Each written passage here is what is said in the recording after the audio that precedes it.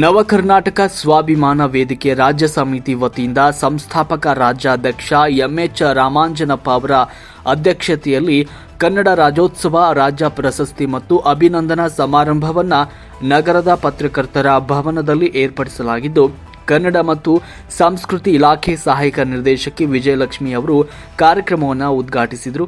ನಂತರ ಅವರು ಮಾತನಾಡಿ, ಕೋಲಾರ ಜಿಲ್ಲೆ ಗಡಿ ಜಿಲ್ಲೆಯಾಗಿದ್ದು ಒಂದು ಕಡೆ ಎನ್ನಡ ಇನ್ನೊಂದು ಕಡೆ ಎಕ್ಕಡ ಇರುವಂತಹ ಜಾಗದಲ್ಲಿ ನಮ್ಮ ಕನ್ನಡವನ್ನು ಉಳಿಸಿ ಬೆಳೆಸುವುದೇ ದೊಡ್ಡ ಕೆಲಸವಾಗಿದೆ. ಆದರೆ ಇಂತಹ ಗಡಿ ಭಾಗದಲ್ಲಿ ಹಲವಾರು ಸಂಘಟನೆಗಳಿದ್ದು ಎಲ್ಲ ಸಂಘಟನೆಗಳು ಕನ್ನಡಕ್ಕಾಗಿ ಹೋರಾಟ ಮಾಡುತ್ತಿವೆ ಎಂದರು.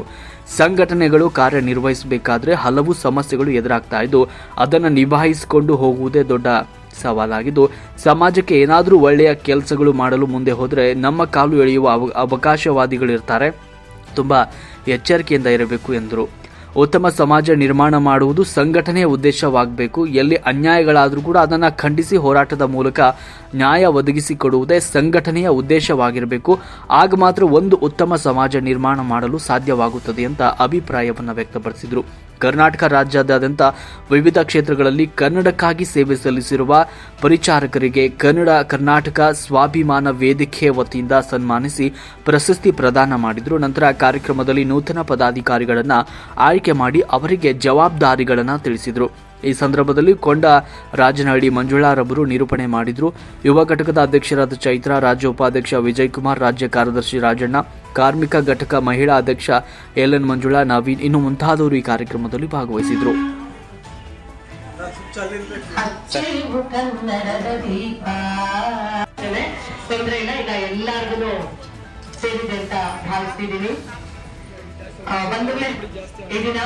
ನವ ಕರ್ನಾಟಕ ಸ್ವಾಭಿಮಾನಿ ವೇದಿಕೆ ವತಿಯಿಂದ ಕನ್ನಡ ರಾಜ್ಯ ಮಟ್ಟದ ಒಂದು ಪ್ರಶಸ್ತಿ ಪುರಸ್ಕಾರವನ್ನು ಅವರು ಸ್ವೀಕರಿಸ್ತಾರೆ ಅಂತಂದ್ರೆ ಅವರ ಸೇವೆ ಬಹಳ ಮಹತ್ತರವಾದದ್ದು. ಹಾಗಾಗಿ ಅವರಿಗೆ ನಾವು ಪ್ರೀತಿಪೂರ್ವಕವಾಗಿ ಈ ಸಂದರ್ಭದಲ್ಲಿ ಚಪ್ಪಾಳೆಯನ್ನ ನೀಡಿ ಅಭಿನಂದಿಸಿದ್ರೆ ಖಂಡಿತ ಅವರ ಸೇವೆ ಮತ್ತಷ್ಟು ನಮಗೆ ಸಲ್ಲುತ್ತೆ ಅಂತ ಹೇಳಿ ಆಶಿಸ್ತಾ ಅವರಿಗೆ ಎಲ್ಲರ ಪರವಾಗಿ ವೇದಿಕೆ ಪರವಾಗಿ ಅಭಿನಂದನೆ.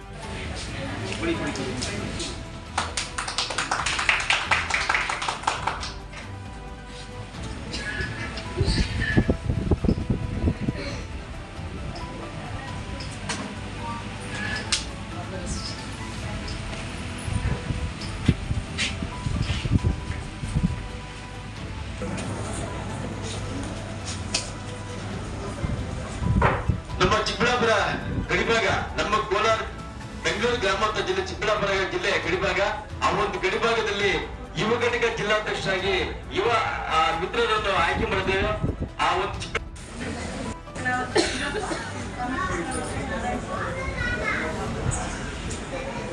ವಿನಂತಿಸ್ತಾ ಇದ್ದೇವೆ. ನಮ್ಮ ಕೋಲಾರ ಜಿಲ್ಲೆಯ ಕನ್ನಡ ಮತ್ತು ಸಂಸ್ಕೃತಿ ಇಲಾಖೆಗೆ ನೂತನವಾಗಿ ಆಯ್ಕೆಯಾಗಿರ್ತಕ್ಕಂತಹ ಹೆಚ್ಚಿನ ಕನ್ನಡದ ಸೇವೆಯಲ್ಲಿ ವಿಶೇಷವಾಗಿ ಕಲೆ ಮತ್ತು ಸಂಸ್ಕೃತಿಯ ಕಾರ್ಯಕ್ರಮಗಳನ್ನ ಮಾಡ್ತಾ ತಮ್ಮ ಸೇವೆಯನ್ನ ಸಲ್ಲಿಸ್ತಾ ಇರ್ತಕ್ಕಂತಹ ವಿಜಯಲಕ್ಷ್ಮಿ ಮೇಡಮ್ ಅವ್ರನ್ನ ಈ ದಿನ ನಮ್ಮ ನವ ಕರ್ನಾಟಕ ಸ್ವಾಭಿಮಾನಿ ವೇದಿಕೆ ವತಿಯಿಂದ ತಮ್ಮ ಮೇಡಮ್ ಅವ್ರಿಗೆ ನಮ್ಮೆಲ್ಲರ ಒಂದು ಪ್ರೀತಿಪೂರ್ವಕ ಕನ್ನಡದ ಚಪ್ಪಾಳೆಯನ್ನ ನೀಡಿ ಅಭಿನಂದನೆಗಳನ್ನ ಅವರಿಗೆ ಸಲ್ಲಿಸೋಣ.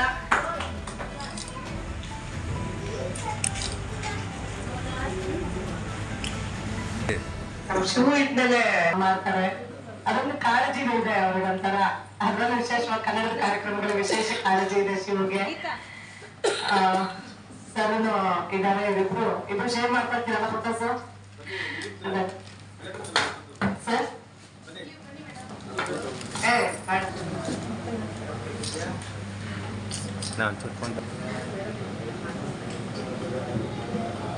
ಹೊಗಳಿಕೆ ಏನು ಖಂಡಿತ ಅಲ್ಲ, ಅವರ ಸೇವೆ ನಮ್ಮ ಕಣ್ಮುಂದೆ ಇದೆ. ಹಾಗಾಗಿ ಅವರನ್ನ ಶ್ಲಾಘಿಸಿ ನಾವು ಮಾತಾಡೋದ್ರಲ್ಲಿ ಅರ್ಥ ಇದೆ ಅಂತ ಹೇಳಿ ಭಾವಿಸಿ ವಿಶೇಷವಾಗಿ ಅವರಿಗೆ ಅಭಿನಂದನೆಗಳನ್ನ ಸಲ್ಲಿಸ್ತಾ ಇದ್ದೇನೆ. ನಮ್ಮೆಲ್ಲರ ಒಂದು ಚಪ್ಪಾಳೆಯ ಮುಖಾಂತರ ಅವರಿಗೆ ವಿಶೇಷ ಅಭಿನಂದನೆಗಳನ್ನ ಸಲ್ಲಿಸೋಣ. ಒಂದು ಕ್ಷೇತ್ರದಲ್ಲಿ ಈ ಒಂದು ರಾಜ್ಯಕ್ಕೆ ಸಂದೇಶ ಕೊಟ್ಟಿದ್ದರೋ ಅಂತವನ್ನ ನಾವು ಇವತ್ತು ನಮ್ಮ ನವ ಕರ್ನಾಟಕ ಸ್ವಾಭಿಮಾನ ವೇದಿಕೆ ರಾಜ್ಯ ಸಮಿತಿ ವತಿಯಿಂದ ಅವರನ್ನು ಗುರುತಿಸುವಂತಹ ಕಾರ್ಯಕ್ರಮವನ್ನು ಮಾಡುತ್ತೇವೆ. ಹಾಗೆ ಈ ಒಂದು ಕಾರ್ಯಕ್ರಮಕ್ಕೆ ಬಹಳ ಪ್ರೀತಿ ಮತ್ತು ಕಾಳಜಿ ಇದೆ ಅಲ್ವಾ, ಕನ್ನಡವನ್ನ ಬೆಳೆಸಬೇಕು ಅಂತ. ಹಾಗೆ ಈ ನಾಡು ನೋಡಿ ನೆಲಕ್ಕಾಗಿ ಅನೇಕರು ತ್ಯಾಗ ಬಲಿದಾನಗಳನ್ನ ಮಾಡಿದ್ದಾರೆ. ಈಗ ನಾವೆಲ್ಲರೂ ಅವರ ಭಾಗವಾಗಿ ಅವರನ್ನು ಅಟ್ಲೀಸ್ಟ್ ಒಂದು ಸಣ್ಣ ಪ್ರಯತ್ನವಾದ್ರೂ ನಾವು ಮಾಡ್ತಿದ್ದೇವಲ್ವಾ, ಅದರ ಭಾಗನೇ ಅವರು ಹಂಚ್ಕೊಂಡಿದ್ದಂಥದ್ದು. ಹಾಗೆ ಎಲ್ಲರ ಭಾವನೆಗಳು ಹಾಗೆ ಇಲ್ಲಿ ಸಮಯ ಇಲ್ಲದೆ ಇರೋದ್ರಿಂದ ಒಬ್ಬೊಬ್ಬರನ್ನು ಮಾತಾಡಕ್ಕಾಗೋದಿಲ್ಲ. ಆದ್ರೆ ಮಾತನಾಡದೆ ಹೋದ್ರು ನಿಮ್ಮ ಕೆಲಸವನ್ನ ಗುರುತಿಸಿ ನಿಮ್ಮ ಕಾಯಕಕ್ಕೆ ಗೌರವವನ್ನ ಸಲ್ಲಿಸ್ತಕ್ಕಂಥದ್ದೇ ಈ ಪ್ರಶಸ್ತಿ ಪ್ರದಾನವನ್ನ ನಮ್ಮ ರಾಮಾಂಜನಪ್ಪ ಸರ್ ಅವರು ಹಾಕೊಂಡಿರ್ತಕ್ಕಂಥದ್ದು. ಯಾಕೆಂದ್ರೆ ಇಲ್ಲಿ ಕೊಡ್ತಕ್ಕಂತಹ ಗೌರವ ಇದೆಯಲ್ಲ, ಅದು ನಿಮ್ಮ ಇಡೀ ವರ್ಷಕ್ಕಾಗುವಷ್ಟು ಒಂದು ಶಕ್ತಿ ತುಂಬುತ್ತೆ. ನಾನು ಇನ್ನೊಂದಷ್ಟು ಕೆಲಸ ಮಾಡ್ಬೇಕು ಅಂತ ಹೇಳ, ಬರೀ ಖುಷಿ ಅಷ್ಟೇ ಅಲ್ಲ, ಜವಾಬ್ದಾರಿ ಬೇರೆ ಅಲ್ವಾ. ಹಾಗಾಗಿ ಮೇಡಮ್ ಅವ್ರು ನಿಮ್ಮೆಲ್ಲರನ್ನ ಅಭಿನಂದಿಸಿ ಒಳ್ಳೆ ಸಂದೇಶವನ್ನ ಹಂಚ್ಕೊಂಡಿದ್ದಾರೆ. ಹಾಗಾಗಿ ಮೇಡಮ್ ಅವ್ರಿಗೆ ನಮ್ಮೆಲ್ಲರ ಪರವಾಗಿ ಕೋಲಾರದ ಕನ್ನಡದ ಚಪ್ಪಾಳೆಯನ್ನ ಕೊಟ್ಟು ಅವ್ರಿಗೆ ಧನ್ಯವಾದಗಳು. ಯಾಕಂದ್ರೆ ಮಾತು ಬೇಜಾರಾಯ್ತಾ ಅಂತ ಕೇಳಿದ್ರಲ್ವಾ, ಬೇಜಾರಲ್ಲ, ಬಹಳ ಖುಷಿ ಆಗಿದೆ ನಮ್ಮೆಲ್ರಿಗೂ. Thank you ma'am. ಹಾಗೆ ನಮ್ಮ ಭಾರತಿ ಗೌಡ ಮೇಡಮ್ ಅವರು ಒಂದೆರಡು ಮಾತನ್ನ ಹಂಚ್ಕೊಳ್ಳೋರಿದ್ದಾರೆ. Madam please. ನಮ್ಮ ಸರ್ ಅವರು ಬಹಳ ಉತ್ಸಾಹ ಇದೆ ಮಾತಾಡ್ಬೇಕು ಅಂತ. ಈಗ ಅಭಿನಂದನಾ ಕಾರ್ಯಕ್ರಮ ಏನ್ ಪ್ರಶಸ್ತಿ ಪುರಸ್ಕಾರ ಆದ್ಮೇಲೆ ಆ ಪುರಸ್ಕೃತರನ್ನ ಉದ್ದೇಶಿಸಿ ಸರ್ ಅವರು ಆಮೇಲೆ ಮಾತನಾಡೋರಿದ್ದಾರೆ. ಈಗ ಭಾರತಿ ಮೇಡಮ್ ಅಂತ ಹೇಳ್ತಿದ್ದೀರಾ. ನವ ಕರ್ನಾಟಕ ಸ್ವಾಭಿಮಾನ ವೇದಿಕೆಯ ಕಾರ್ಯಕ್ರಮಕ್ಕೆ ಬಂದಿರುವಂತ ಎಲ್ಲರಿಗೂ ಮೊದಲನೇದಾಗಿ ನನ್ನ ಹೃತ್ಪೂರ್ವಕ ವಂದನೆಗಳನ್ನು ತಿಳಿಸ್ತೇನೆ. ಹಾಗೆ ಮೊದಲನೇದಾಗಿ ನಮ್ಮ ಸಂಸ್ಥಾಪಕ ರಾಜ್ಯಾಧ್ಯಕ್ಷರಾದ ರಾಮಾಂಜನಪ್ಪ ಸರ್ ಅವರಿಗೆ ಎಷ್ಟು ಥ್ಯಾಂಕ್ಸ್ ಹೇಳಿದ್ರು ಸಾಕಾಗೋದಿಲ್ಲ. ನೋಡಿ ಎಷ್ಟು ಜನ ಬಂದು ಸೇರಿದ್ದಾರೆ ಇಲ್ಲಿ. ನಾನಂತೂ ಎಕ್ಸ್ಪೆಕ್ಟ್ ಮಾಡಿರ್ಲಿಲ್ಲ ಸರ್ ಇದನ್ನ. ಅದರಲ್ಲಿ ನಮ್ಮ ಹೆಣ್ಮಕ್ಳು ಮೇಡಮ್ ಅವ್ರು ಹೇಳ್ದಂಗೆ ಹೆಣ್ಮಕ್ಳನ್ನ ನೋಡಿದ್ರೆ ಖುಷಿ ಆಗ್ತಾ ಇದೆ ಅಲ್ವಾ. ಎಷ್ಟು ಜನ ಹೆಣ್ಮಕ್ಳು ಇಲ್ಲಿ ನೋಡಿ, ಎಷ್ಟು ಜನ ಹೆಣ್ಮಕ್ಳಿದ್ದೀವಿ. ಭಾನುವಾರ ಗಂಡಸರು ಬರೋದಂತೂ ಸಹಜ, ಎಲ್ಲ ಹೋದ್ರು ಬರ್ತಾರೆ. ಆದ್ರೆ ಹೆಣ್ಮಕ್ಳು ಬರೋದು ಕಷ್ಟ ಅಲ್ವಾ. ಅವರಿಗೆ ಮನೆಯಲ್ಲಿ ಎಷ್ಟೋ ತೊಂದರೆಗಳಿರುತ್ತೆ. ಮನೆಯಲ್ಲಿ ಗಂಡನ ಬಿಟ್ಟು ಮಕ್ಕಳನ್ನ ಬಿಟ್ಟು ಅದ್ರ ಜೊತೆಗೆ ನಮ್ಮ ಕರ್ನಾಟಕಕ್ಕಾಗಿ ಕನ್ನಡ ಪರವಾಗಿ ಕೆಲಸ ಮಾಡ್ಬೇಕು ಅಂತ ಒಂದು ದಿಟ್ಟ ಆ ಯೋಚನೆಯಿಂದ ಇಲ್ಲಿವರೆಗೂ ಬಂದಿದ್ದೀರಾ. ಬಂದು ಇವತ್ತು ಪ್ರಶಸ್ತಿ ಪುರಸ್ಕೃತರಿಗೆ ನೀವು ಅರ್ಹರಾಗಿದ್ದೀರಾ ಅಂತಂದ್ರೆ ಅದೇ ಒಂದು ದೊಡ್ಡ ಹೆಮ್ಮೆಯ ವಿಚಾರ ನನ್ಗಂತೂ. ಮತ್ತು ನಮ್ಮ ಮೇಡಮ್ ಅವ್ರು ಹೇಳ್ದಂಗೆ ಎಲ್ಲ ದಾಹದಿಂದ ಬರ್ತಾರೆ ಕೆಲಸ ಮಾಡ್ಲಿಕ್ಕೆ ಅಂತ. ಅದನ್ನ ಬಿಟ್ಟು ಫಸ್ಟ್ ರಾಜ್ಯಕ್ಕೋಸ್ಕರ, ನಮ್ಮ ರಾಜ್ಯದ ಜನತೆಗೋಸ್ಕರ ಕೆಲಸ ಮಾಡೋಣ, ನಿಷ್ಠೆಯಿಂದ ಕೆಲಸ ಮಾಡೋಣ. ಮೊದಲು ನನಗೆ ಆ ಪೋಸ್ಟೇ ಬೇಕು, ಈ ಪೋಸ್ಟೇ ಬೇಕು ಅಂತ ಹಠ ಮಾಡೋರನ್ನ ನಾನು ನೋಡಿದ್ದೀನಿ, ಕೇಳಿದ್ದೀನಿ. ಪೋಸ್ಟಿನ ದಾಹವನ್ನ ಸ್ವಲ್ಪ ಕಡಿಮೆ ಮಾಡ್ಕೊಳ್ಳೋಣ ಅಂತ ನಾನು ಈ ವೇದಿಕೆ ಮುಖಾಂತರ ನಿಮ್ಮಲ್ಲಿ ವಿನಂತಿ ಮಾಡ್ಕೊಳ್ತೀನಿ ಅಷ್ಟೇ. ಮೊದಲು ಜನರಿಗೋಸ್ಕರ ಕೆಲಸ ಮಾಡೋಣ, ಅದಾದ ನಂತರ ಅಧಿಕಾರ ಅನ್ನೋದು ತಾನೇ ಬರುತ್ತೆ ಅಲ್ವಾ. ಇಲ್ಲಿ ನಮ್ಮ ಸ್ವಾಭಿಮಾನ ವೇದಿಕೆಗೆ ನಾವು ಫಸ್ಟ್ ಸೇರ್ಕೊಂಡಿರೋ ಉದ್ದೇಶ ಅಂದ್ರೆ ಜನರಿಗೋಸ್ಕರ ನಾವೇನಾದ್ರೂ ನಮ್ಮ ಒಂದು ಕೆಲಸವನ್ನ ಮಾಡೋಣ ಅನ್ನೋ ಉದ್ದೇಶಕ್ಕೋಸ್ಕರ ಅಷ್ಟೇ. ಬೇರೆ ಯಾವ್ದಾದ್ರು ಉದ್ದೇಶಕ್ಕೋಸ್ಕರ ಸೇರ್ಕೊಂಡಿದೀವ ಇಲ್ಲಿ? ಹೇಳಿ, ನೀವ್ ಹೇಳ್ಬೇಕು. ಮೊದಲನೇದಾಗಿ ನವ ಕರ್ನಾಟಕ ಸ್ವಾಭಿಮಾನ ವೇದಿಕೆಯಿಂದ ನಿಮಗೆ ಆಹ್ವಾನ ಬಂದಾಗ ನೀವು ಯಾತಕ್ಕೋಸ್ಕರ ಈ ಆಹ್ವಾನವನ್ನ ಸ್ವೀಕಾರ ಮಾಡಿದ್ರಿ? ಪಬ್ಲಿಕ್ ಮಾತಾಡಿ ಪ್ಲೀಸ್ ಸರ್. ಹೇಳಿ ಪ್ಲೀಸ್. ಹೇಳಿದ್ರೆ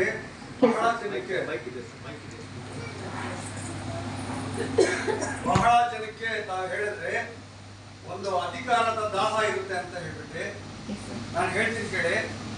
ನಮ್ಮ ಅಧ್ಯಕ್ಷರು ಹೇಳಿದಾಗೆ ಯಾರು ಅಧ್ಯಕ್ಷರಾಗಿರ್ತಾರೆ ಅವರು ಮತ್ತೆ ಅವ್ರ ಜೊತೆ ಎಷ್ಟು ಜನ ಅದ್ರ ಬಗ್ಗೆ ಸೇರಿಸ್ಕೊಂಡು ನಾವು ಕೆಲಸ ಮಾಡ್ತೀವಿ, ಅವ್ರು ಫಸ್ಟ್ ಕಂಡುಹಿಡಿಬೇಕು ಇವ್ರು ಕೆಲಸ ಮಾಡ್ತಾರ ಮಾಡಲ್ವಾ ಅಂತ. ಯಾಕಂದ್ರೆ ಬಹಳ ಜನ ಬಹಳ ಮನಸ್ಸಿಂದ ಕೆಲಸ ಮಾಡ್ತಾ ಇರ್ತಾರೆ. Thank you sir. ಬಹಳ ಇಲ್ಲಿ ಬಂದಿರುವಂತ ಎಲ್ಲರನ್ನು ಯಾವುದೋ ಒಂದು ಉದ್ದೇಶದಿಂದ ಮಾತ್ರ ನಾವು ಬಂದಿದ್ದೀವಿ. ಯಾವುದೇ ಅಧಿಕಾರ ದಾಹದಿಂದ ಅಲ್ಲ, ಅಥವಾ ಹಣ ಸಂಪಾದನೆ ಮಾಡ್ಬಿಡ್ತೀವಿ ಸ್ವಾಭಿಮಾನ ವೇದಿಕೆಗೆ ಬಂದ ತಕ್ಷಣ ಅನ್ನೋ ಒಂದು ಇದರಿಂದ ಅಲ್ಲ. ಯಾವ ಉದ್ದೇಶಕ್ಕಾಗಿ ಬಂದಿದ್ದೀವೋ ಉದ್ದೇಶದ ಪರವಾಗಿ ಕೆಲಸ ಮಾಡೋಣ.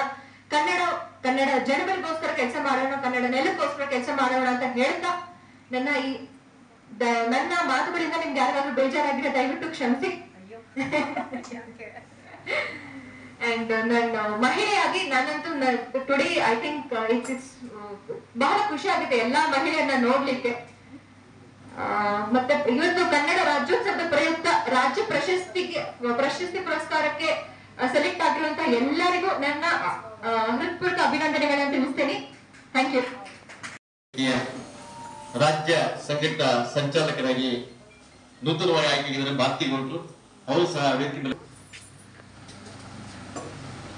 ನಾವು ಮೊದಲೇ ಹೇಳಿದಾಗೆ ಕರ್ನಾಟಕ ರಾಜ್ಯದ ನಮ್ಮ ಕೋಲಾರ ಜಿಲ್ಲೆ ಗಡಿಭಾಗ. ಈ ಗಡಿಭಾಗದಲ್ಲಿ ಒಂದು ಕನ್ನಡದ ಕಂಪು ಬೆಳೆಸಬೇಕು, ಉಳಿಸಬೇಕು.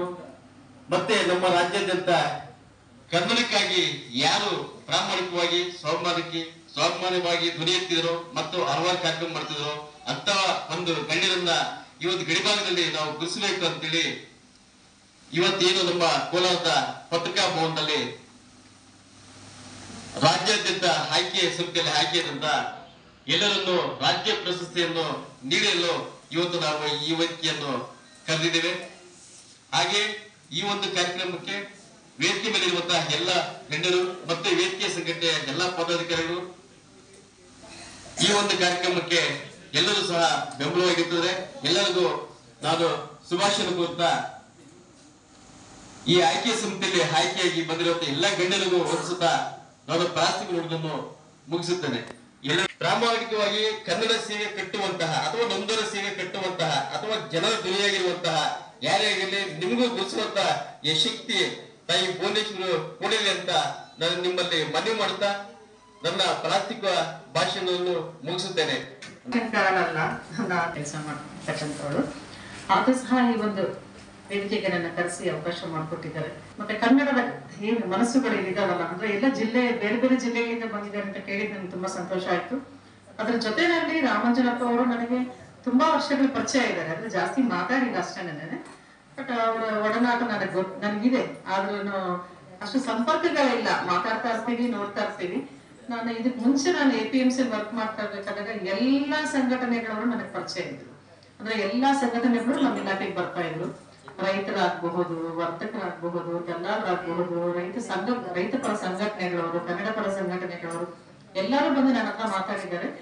ಆದ್ರೆ ಇದು ಈ ಇಲಾಖೆಗೆ ಬಂದಿರ್ತಕ್ಕಂಥದ್ದು ಒಂಥರ ನನಗೆ ಒಂದು ಸುಸಂದರ್ಭ ಅಂತ ಅನ್ಸುತ್ತೆ. ನಾನು 32 ವರ್ಷಗಳು ಬೇರೆ ಬೇರೆ ಇಲಾಖೆಗಳಲ್ಲಿ ಕೆಲಸ ಮಾಡಿದ್ದೀನಿ. ಪೊಲೀಸ್ ಇಲಾಖೆ, ಗ್ರಾಮೀಣ ಬ್ಯಾಂಕಲ್ಲಿ ಕೆಲಸ ಮಾಡಿದ್ದೀನಿ, ಮತ್ತೆ ಟ್ರೆಜರಿ ಕೆಲಸ ಮಾಡಿದ್ದೀನಿ, ಬೇರೆ ಬೇರೆ ಎಲ್ಲ APMC ಕೆಲಸ ಮಾಡಿದ್ದೀನಿ. ಸೊ ಇದೆಲ್ಲ ಆದ್ಮೇಲೆ ನನ್ನ ಲಾಸ್ಟ್ ಒಂದು 10 years ಸರ್ವಿಸ್ ಇದೆ. ಈಗ ಆ ಸರ್ವಿಸ್ ಅನ್ನ ಹಾಡ್ತಾ ಕುಣಿತ ಕಾಲ ಕಳೆದು ಬರ್ಬೇಕು ಅಂತ ಹೇಳ್ಬಿಟ್ಟು ಈ ಇಲಾಖೆಗೆ ಬಂದಿದ್ದೀನಿ. ಸೊ ಅದು ನನ್ನ ಒಂದು ಸುಸಂದರ್ಭದ ದಿನಗಳು ಅಂತ ನಾನು ಇಲ್ಲಿಂದ ಇಷ್ಟು ದಿನ ತುಂಬಾ ಟೆನ್ಷನ್ ನಾನು ಎಲ್ಲಿ ಕೆಲಸ ಮಾಡಿದ್ರೆ ಎಲ್ಲ ಇಲಾಖೆಗಳು ಸಹ ತುಂಬಾ ಟೆನ್ಷನ್ ಅಲ್ಲೇ ವರ್ಕ್ ಮಾಡ್ತಕ್ಕಂಥದ್ದು.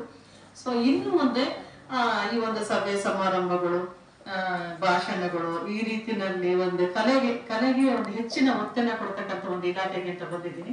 ಸೊ ದೇವರು ನನಗೆ ಆ ಒಂದು ಕಲೆ ಮತ್ತು ಸಂಸ್ಕೃತಿ ಇಲಾಖೆನಲ್ಲಿ ನಾನು ಸರ್ವಿಸ್ ಮಾಡ್ಲಿಕ್ಕೆ ಒಂದು ನಿಮ್ಮಂತಹ ಎಲ್ಲರ ಸಹಕಾರದೊಂದಿಗೆ ನಾನು ಒಂದು ಉತ್ತಮ ಸೇವೆಯನ್ನ ಮಾಡಬೇಕು ಅಂತ ಬಂದಿದ್ದೀನಿ. ಆ ಸೇವೆಗೆ ನಿಮ್ಮೆಲ್ಲರ ಆಶೀರ್ವಾದ ಮತ್ತು ದೇವರ ಕೃಪಾಶೀರ್ವಾದ ಬೇಕು ಅಂತ ನಾನು ಕೇಳ್ಕೊಳ್ತಾ ಇದ್ದೀನಿ.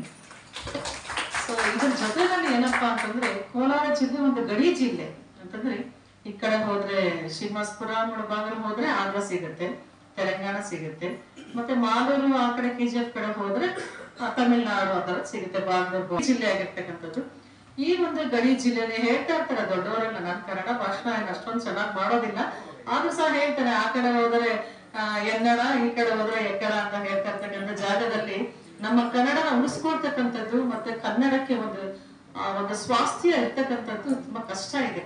ಆದ್ರೂ ಸಹ ಇಂಥ ಒಂದು ಗಡಿ ಭಾಗದಲ್ಲಿ ಹಲವಾರು ಸಂಘಟನೆಗಳು, ರೈತ ಪರ ಸಂಘಟನೆಗಳು ಅವರು ಸಹ ಕನ್ನಡಕ್ಕಾಗಿ ಹೋರಾಟ ಮಾಡ್ತಾ ಇದ್ದಾರೆ. ಕಾರ್ಮಿಕ ಸಂಘಟನೆಗಳು ಅವರು ಸಹ ಕನ್ನಡ ಹೋರಾಟ ಮಾಡ್ತಾ ಇದ್ದಾರೆ. ನೀರಾವರಿ ಸಂಘಟನೆಗಳು ಅವರು ಸಹ ಕನ್ನಡಕ್ಕೋಸ್ಕರ ಮತ್ತೆ ಕನ್ನಡದ ಜನ ಮತ್ತು ನೆಲಕ್ಕೆ ಯಾವ ರೀತಿನಲ್ಲಿ ನಾವು ಈ ಭಾಷೆಗೆ ಯಾವ ರೀತಿ ಹೋರಾಡ್ತಾ ಇದ್ದೀವಿ ಆ ರೀತಿನಲ್ಲಿ ಎಲ್ಲಾ ನಮ್ಮ ಸ್ವಾಸ್ಥ್ಯವನ್ನ ಉಳಿಸ್ಕೊಳ್ಳೋದಕ್ಕೆ ತುಂಬಾ ಕಷ್ಟಪಟ್ಟು ಸಂಘಟನೆಗಳನ್ನ ಬೆಳೆಸ್ತಾ ಇದ್ದಾರೆ. ಸೊ ಈ ಒಂದು ಸಂಘಟನೆಗಳು ಅಂತಂದ ತಕ್ಷಣ ಇಷ್ಟು ಒಂದು ಸಂಘಟನೆ ಮಾಡೋದಿದೆಯಲ್ಲ ಅದು ತುಂಬಾ ಕಷ್ಟ. ಒಬ್ಬ ವ್ಯಕ್ತಿ ಸಾಮಾನ್ಯವಾಗಿ ನಾವೆಲ್ಲ ಕುಟುಂಬಗಳಲ್ಲಿ ಇರ್ತಕ್ಕಂಥವ್ರು, ಕುಟುಂಬದಲ್ಲೇ ಅನೇಕ ರಾಜಕೀಯಗಳು, ಒಂದ್ ಮನೇಲಿ 5 ಜನ ಇದ್ದಾರೆ ಅಂತಂದ್ರೆ 5 ಜನದ 5 ಪಾರ್ಟಿ ಇರುತ್ತೆ. ಸೊ ಇಂಥ ಒಂದು ಸಂದರ್ಭದಲ್ಲಿ ಇಷ್ಟು ಜನನ ಸೇರಿಸಿ, ಅದು ಬೇರೆ ಬೇರೆ ಜಿಲ್ಲೆಗಳನ್ನ ಸೇರಿಸಿ ಒಂದು ಕನ್ನಡ ಒಂದು ಸಂಘಟನೆ ಮಾಡ್ತಾ ಇದಾರಲ್ಲ, ಸೊ ಅದಕ್ಕೆ ಅವರಿಗೆ ನಾನು ದೇವರ ಸಭೆಯಲ್ಲಿ ಹೆಚ್ಚಿನ ಒಂದು ಶಕ್ತಿ ಕೊಡ್ಲಿ, ಮತ್ತೆ ಒಂದು ಸಾಮರ್ಥ್ಯ ಕೊಡ್ಲಿ. ಮತ್ತೆ ತುಂಬಾ ಜನ ನಮ್ಮ ಸಾಮಾನ್ಯವಾಗಿ ಏನಪ್ಪಾ ಅಂತಂದ್ರೆ, ನಾವು ಮುಂದೆ ಹೋಗ್ತಾ ಇದ್ದೀವಿ ಅಂತಂದ್ರೆ ನಮ್ಮನ್ನ ಎಳೆಯೋರು ಜಾಸ್ತಿ ಇರ್ತಾರೆ. ಸೊ ಅದೆಲ್ಲ ನಮಗೆ ಹೆಚ್ಚಿನ ಒಂದು ಅನುಭವ ಆಗಿದೆ, ನಮಗೂ ಅನುಭವ ಆಗಿರುತ್ತೆ ಅಂತ ಅನ್ಕೊಳ್ತೀನಿ. ಸೊ ಉದಾಹರಣೆಗೆ ನಾವು ಇಲ್ಲಿದ್ದಿರೋ ಇಬ್ರು ಸಹ ಆ ಒಂದು ಇದ್ರಲ್ಲೇ ಇದ್ದೀವಿ. ನಮ್ಮನ್ನ ಹೇಗೆ ಎಳಿಬೇಕು, ನಮ್ಮನ್ನ ಹೇಗೆ ತುಳಿಬೇಕು, ನಮ್ಮನ್ನ ಯಾವ ರೀತಿಯಲ್ಲಿ ಕಡೆಗಾಣಿಸ್ಬೇಕು ಅಂತಕ್ಕಂಥ ಜನನೇ ಜಾಸ್ತಿ. ಅಂದ್ರೆ ಈಗ ನಾನೇನೋ ಒಂದ್ ಕೆಲಸ ಮಾಡ್ತಾ ಇದ್ದೀನಿ ಅಂತಂದ್ರೆ, ಆ ಕೆಲಸ ಮಾಡಿದ್ರೆ ಆಕೆಗೆ ಹೆಸರು ಬರುತ್ತೆ, ನನಗೇನ್ ಬರುತ್ತೆ? ಸೊ ಇದು ನಮ್ಮ ಮನಸ್ಥಿತಿ. ಈ ಒಂದು ಮನಸ್ಥಿತಿ ಏನಾಗಿದೆ ಅಂದ್ರೆ ತುಂಬಾ ದುಸ್ಥಿತಿಗಾಗಿದೆ.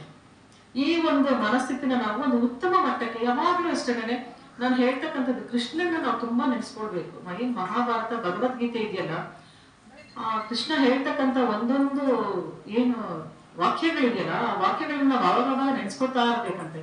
ಯಾಕೆ ಅಂತಂದ್ರೆ ನೆನೆಸ್ಕೊಂಡ್ಮೇಲೆ ನಾವು ಮುಂದೆ ಹೋಗೋದಕ್ಕೆ ಶಕ್ತಿ ಕೊಡ್ತಕ್ಕಂಥದ್ದು. ಇಲ್ಲಾಂದ್ರೆ ನಾವು 100% ಹಿಂದೆ ಇದ್ದೋಗ್ಬಿಡ್ತೀವಿ. ಈ ಒಂದು ಎಲ್ಲ ಒಂದು ಎಷ್ಟು ಜನರು ನಮ್ಮನ್ನ ತುಳಿಯಕ್ ಹೋಗ್ತಾ ಇರ್ತಾರೋ, ಸೊ ಅವ್ರನ್ನ ನಾವು ಮೆಟ್ಟಿ ನಿಲ್ಬೇಕು. ಯಾವ ರೀತಿ ಈಗ ಹುಲ್ಲು ನೋಡಿ ಮನುಷ್ಯ ಎಷ್ಟು ಕೆಟ್ಟ ಮನುಷ್ಯ ಅಂತಂತಂದ್ರೆ, ನಾವು ನಡೀತಕ್ಕಂಥ ಜಾಗದಲ್ಲಿ ಒಂದು ಗರಿಕೆ ಹುಲ್ಲು ಸಹ ಬೆಳೆಯಲ್ಲ, ಅಷ್ಟು ಕೆಟ್ಟ ಜನ ನಾವು. ಸೊ ಈ ತರ ಇರ್ಬೇಕಾದಾಗ ಒಂದು ಸಂಘಟನೆ ಮಾಡಿ, ಆ ಸಂಘಟನೆನಲ್ಲಿ ನಾವು ಒಂದು ಹೆಸರು ಮಾಡ್ತೀವಿ ಅಂದ್ರೆ, ಒಂದು ಸಂಘಟನೆ ಅಂತ ಬಂದ ತಕ್ಷಣ ಏನಾಗುತ್ತೆ ಅಂತಂದ್ರೆ ಒಂದು ಅನ್ಯಾಯನ ತುಳಿತಕ್ಕಂಥದ್ದು ಅಂತ, ಅನ್ಯಾಯ ಧೋರಣೆಗಳನ್ನ ನಾವು ಹೋಗಲಾಡಿಸ್ಬೇಕು. ಒಂದು ಉತ್ತಮ ಒಂದು ಸಮಾಜವನ್ನ ನಿರ್ಮಾಣ ಮಾಡ್ತಕ್ಕಂಥದ್ದೇ ಸಂಘಟನೆ. ಸಂಘ ಆ ಸಂಘದಿಂದ ಆಗ್ತಕ್ಕಂಥ ಘಟನೆ ಸಂಘಟನೆ. ಒಂದು ಉತ್ತಮವಾದ ಸಂಘದಿಂದ ಉತ್ತಮವಾದ ಘಟನೆ ನಡೆದಾಗ ಮಾತ್ರನೇ ಆ ಸಂಘಟನೆಗೆ ಒಂದು ಒಳ್ಳೆ ಬೆಲೆ ಇರುತ್ತೆ. ಸೊ ಇಲ್ಲ ಅಂತಂದ್ರೆ ಸುಮ್ಮನೆ ಏನೋ ಹೇಳ್ತಾರಲ್ಲ, ಅಂದ್ರೆ ಹೆಸರು ಮಾಡ್ಕೋಬೇಕು, ಅದೇನೋ ಒಂದು ಬೋರ್ಡ್ ಬೇಕು, ಒಂದು ಇದು ಬೇಕು ಅನ್ನೋದಕ್ಕೆ ಆ ತರ ಸಂಘಟನೆ